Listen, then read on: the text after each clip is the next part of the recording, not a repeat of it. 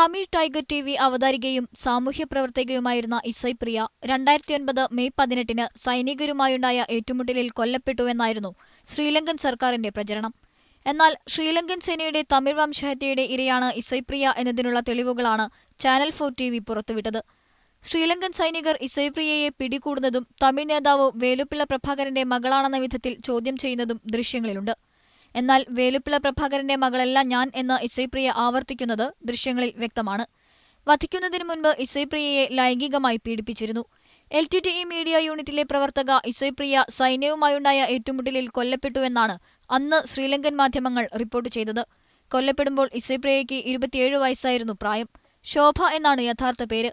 2 ആഴ്ച കഴിഞ്ഞ് കോമൺവെൽത്ത് രാജ്യത്തലവന്മാരുടെ സമ്മേളനം കൊളംബോയിൽ നടക്കാനിരിക്കെയാണ് ശ്രീലങ്കൻ സർക്കാരിന്റെ തമിഴ് വംശഹത്യയുടെ പുതിയ തെളിവുകൾ പുറത്തുവന്നിരിക്കുന്നത്.